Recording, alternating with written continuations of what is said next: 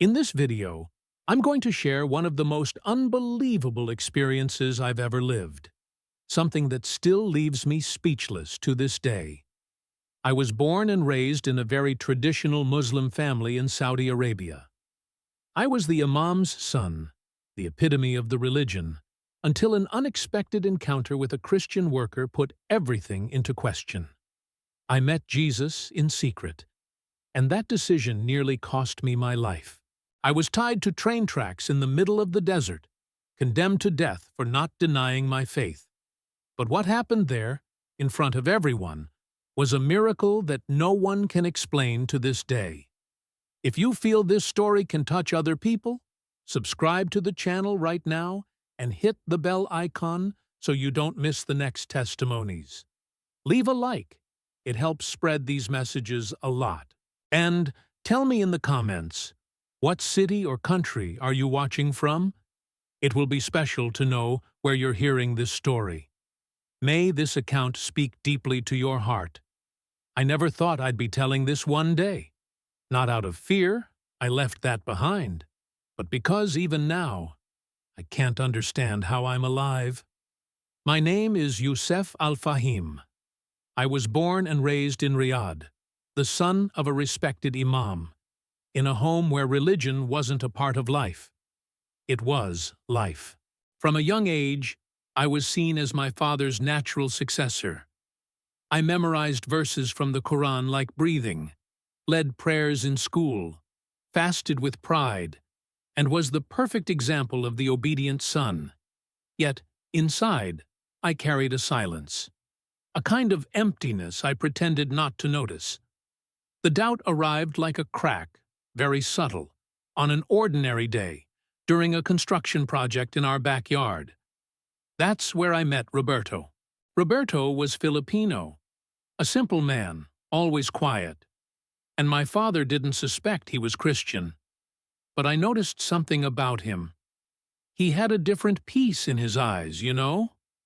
It wasn't like that rigid pride we're taught to call fear of God.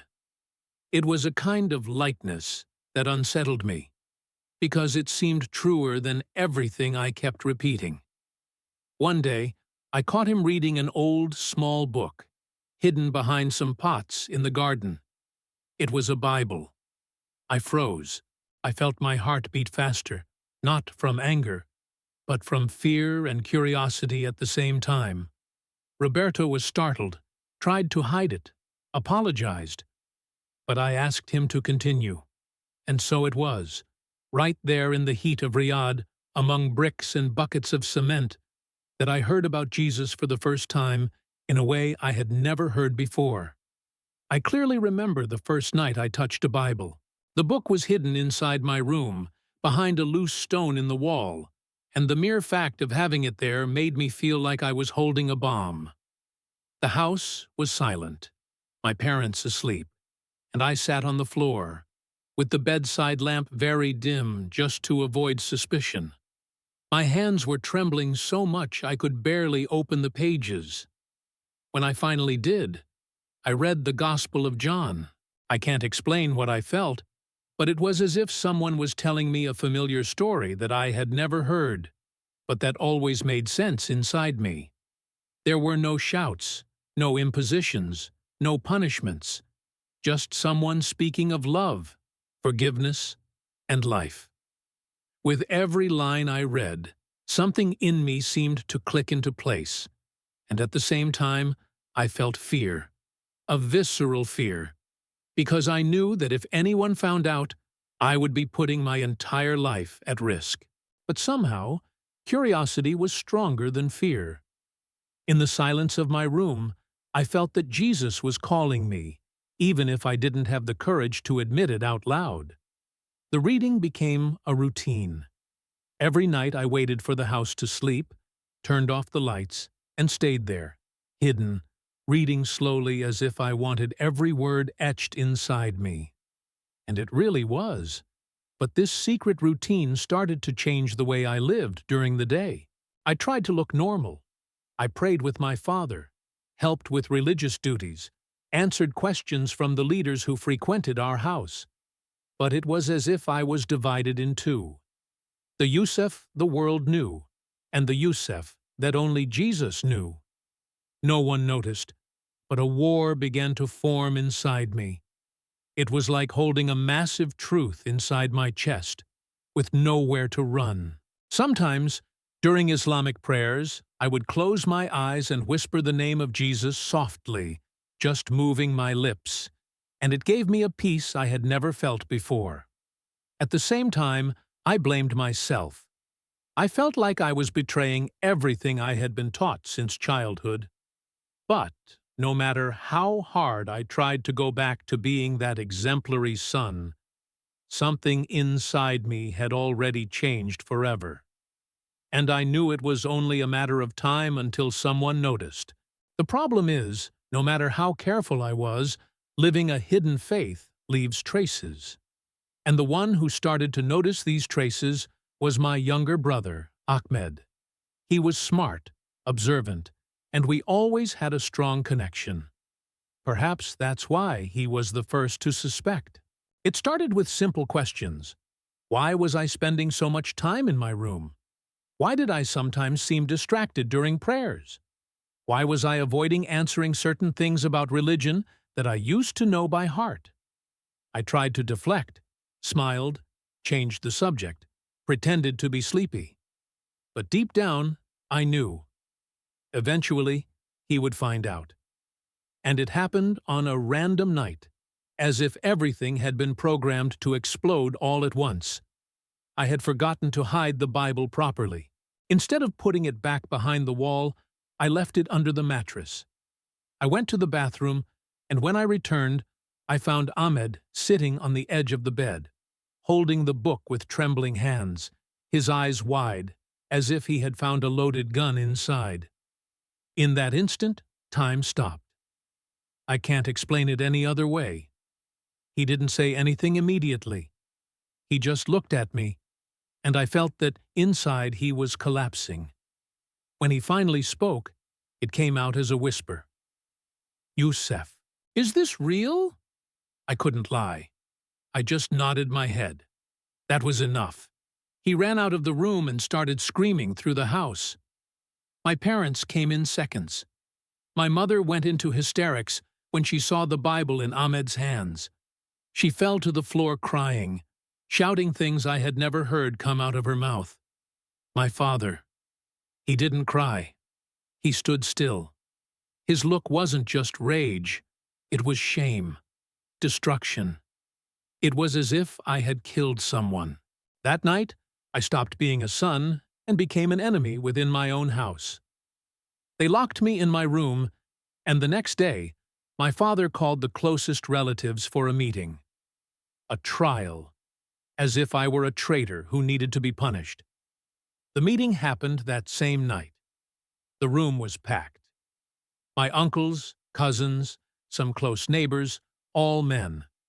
They sat me in the middle, as if I were a criminal. One of my uncles, who was also a religious leader, began to speak as if in a courtroom. They said I had shamed the family name, that I had spat on my father's legacy, that it was a spiritual betrayal. With every word, I felt smaller. But at the same time, there was something inside me that wouldn't let me bow down. It wasn't pride. It was a certainty. No matter how much it hurt to see my father's destroyed gaze, my mother huddled in a corner of the room, and my brother unable to look at me, I knew that Jesus was real. And I could no longer deny it. They gave me 24 hours to fix the mistake. That I renounce Christ, burn the Bible, and make a public confession at the mosque. If I refused, they said they would hand me over to the district prince. His name was Abdullah. I knew what that meant. Everyone knew. He was famous for dealing with apostasy cases, with rigidity and cruelty. But even so, I couldn't lie. The next morning, I received an official summons, a paper with the prince's seal saying I should appear at the palace at sunset, bringing all Christian material with me. I sat on the floor of my room and leaned my back against the wall. My head was heavy, my body was shaking, but my spirit was calm. It was sinking in. This could be my last day. And strangely, I was at peace with it. I spent the afternoon reading the Bible calmly, praying as I had never prayed before, crying, asking for forgiveness, thanking Him for having known the truth, no matter how much it had cost me everything. I remembered Roberto, that day in the garden, and how it all started with a foolish curiosity. Now here I was, waiting to be executed for following the one he introduced to me. When the black car arrived at the door of the house, escorted by 2 armed men, I just stood up, took a deep breath, and went. I didn't look back. The prince's palace looked like a place from another world. Tall, full of golden columns, marble corridors, and guards everywhere. They made me wait in a large, cold room without windows. It smelled of incense and the silence of a cemetery. When they finally called my name, 2 soldiers escorted me to the main hall. Prince Abdullah was there, sitting behind a huge desk, surrounded by religious advisors. He looked at me from head to toe as if I were an insect. His voice was firm, unhurried, emotionless. He read the accusations: apostasy, religious subversion, threat to the spiritual order of the kingdom. Then he took a deep breath and said that, out of respect for my family, he would give me one last chance. All I needed to do was deny Jesus right there, in front of everyone, and accept 6 months of Islamic re-education.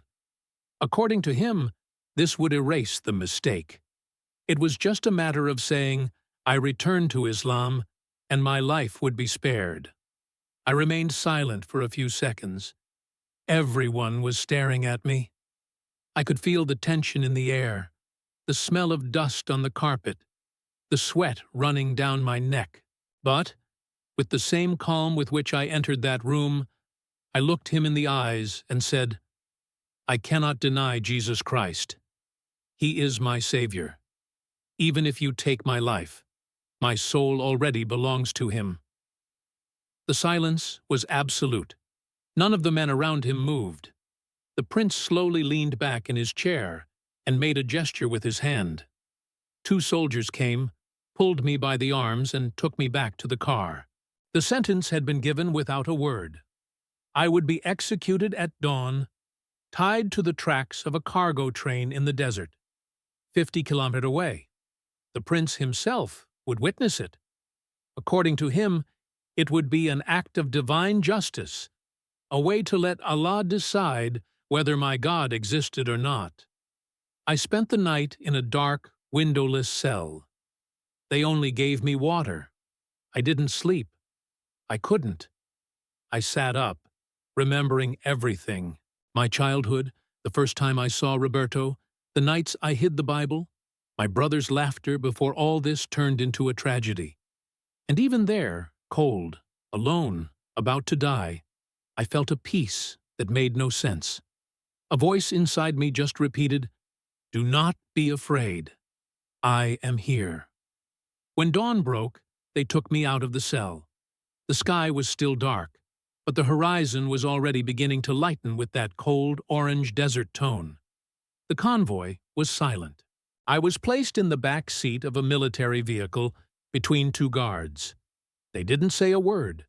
The prince followed in the car ahead, along with the religious advisors. During the journey, I only heard the car engine and the wind hitting the windows. The desert passed slowly by the window, as if everything were in slow motion. And for some reason, I couldn't feel fear. My heart was calm. It wasn't courage. It was surrender. I had already given everything up. My life, reputation, family. I just wanted it to end. As the car drove along the dry roads, I began to pray in silence. Lord, if this is the end, be with me until the last second. And if it is not, do what you want. Because I am yours. The location was desolate, just sand, stones, and the tracks cutting the ground in a straight line until they disappeared into the horizon. The guards ordered me out. I obeyed. The prince got out of the car shortly after and walked slowly to where I was. He looked right into my eyes and asked me, for the last time, "Do you still insist on dying for this Jesus?" I replied, "I am not dying. I am living for the first time." He was silent for a few seconds, as if trying to understand. Then he gave a slight nod. The guards laid me on the tracks and began to tie my wrists and ankles with thick ropes. The iron was cold on my back. The ground trembled slightly. You could feel the train approaching. As they tightened the knots, the prince opened a prayer rug and knelt nearby, along with the advisors. I looked up at the sky. It was clear now. A light wind blew across my face, and then, far away, the sound of the train began to grow. The sound was deafening, a metallic roar that cut the desert silence like a knife on glass. I saw the train coming in the distance, fast, heavy, a machine of hundreds of tons. The horn blared repeatedly, desperately, and for a second I thought the engineer had seen me. But there was no time, no space, no logic that would allow that train to stop. It was impossible. I closed my eyes. I felt the tremor increasing under my body. The iron vibrated, the ropes tightened my skin, and my breath became short. I heard the prince shout something, asking where my Jesus was now. And it was at that exact instant that something completely out of the ordinary happened. A light, not an ordinary light, appeared around me. White, intense, but not blinding. It wasn't from the sun. It was as if everything had stopped. A sudden silence replaced the noise of the train, as if the sound had been ripped from the air. I opened my eyes. I couldn't understand what I was seeing. The light enveloped me, but it was neither hot nor cold. It was alive. And then I felt something in my body, like a force pulling me from the inside out. The ropes that bound me began to loosen on their own. I didn't move. I didn't force them. They simply snapped. A dry snap at my wrist, another at my ankle, and suddenly I was free. The train was now less than 50 meters away, but time seemed to have slowed down. I rolled off the tracks with an impulse I don't even know where it came from. I dragged myself with my body glued to the ground, and the next second, the train passed, with all its force, exactly at the spot where I had been lying moments before. The dust rose. The noise was deafening. I felt the ground shake for long seconds as the wagons passed, and all I could do was look at my free hands, at the pieces of torn ropes beside me, and try to understand. What had just happened? When the last wagon passed, there was an absurd silence, a silence so dense you could hear the wind hitting the stones. I slowly got up, slightly dizzy, looking around as if waking up from a faint. And then I saw the prince's face. He was kneeling in the sand, his eyes wide and his mouth agape. The advisors beside him looked like statues. The guards held their rifles, but were completely paralyzed, as if they had seen a ghost. No one could say a word. The train engineer got off crying, trembling, saying that it was impossible, that he had run over people before, and that from that distance there was no time to stop. And yet, the train had stopped. The braking made no sense. The spot where I had been was intact. No bloodstains, nothing. Just the pieces of rope and a fine dust in the air. And there, in front of everyone, I understood that the miracle was not just for me. It was for them, too, to show that God was not bound by the limits of this world. The prince slowly got up and came towards me. His expression was no longer one of superiority or fury. It was fear, real fear. The fear of someone who saw something that destroyed all certainties. He stopped a few steps from me and asked, his voice hoarse, "What was that?" I didn't know what to answer. I just said, "It was Jesus." And when I said that, I felt a peace so strong, so clear, that even those around me seemed to feel it. No one approached me. No one arrested me. No one touched me. I simply walked away slowly, looking at each of them, and started walking through the desert, without understanding how, but with the certainty that I was alive, and that this was only the beginning. I walked back home that same day. No one followed me. No one arrested me. My parents were in shock when they saw me walk in. My mother fell to her knees and started crying, as if she had seen a dead man returning from the grave. My father didn't say anything. He just left the room, went into his bedroom, and locked the door. The shame in the house was palpable. No neighbor touched the subject. No relative appeared anymore. For weeks, no one commented on what happened in the desert, as if ignoring it were a way to erase the miracle. But inside my house, everything had changed. I no longer needed to hide the Bible. And strangely, no one forced me to pray or go to the mosque anymore. The presence of Jesus, which was once my secret, was now the only silence that no one could explain. But the most unbelievable thing happened a few weeks later.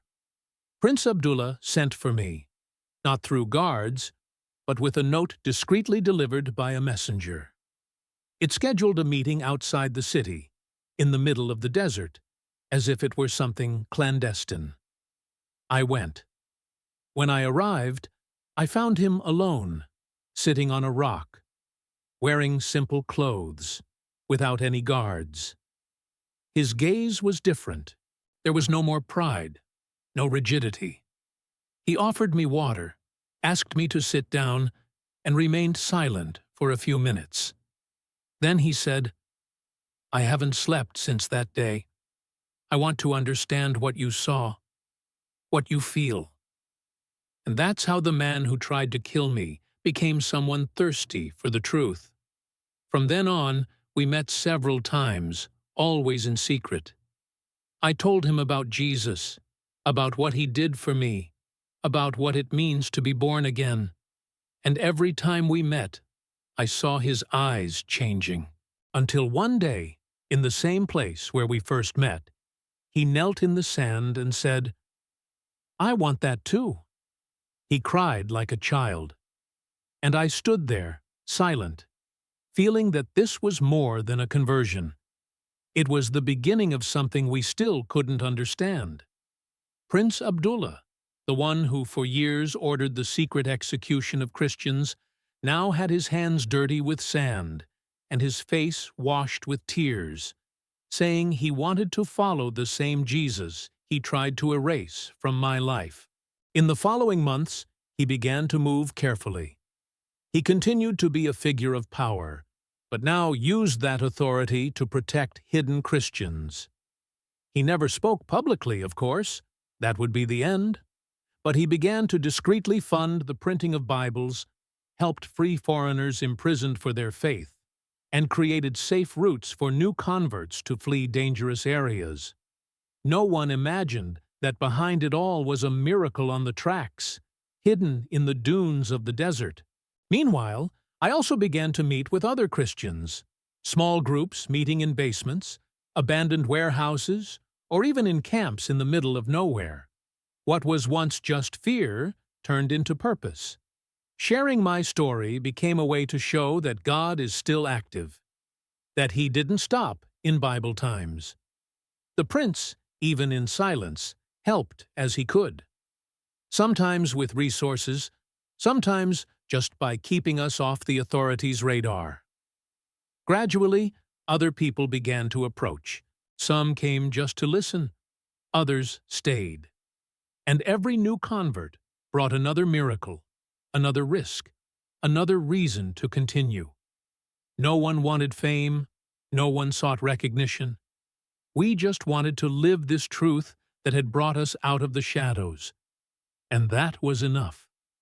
Not everything was easy after that. My family was never the same.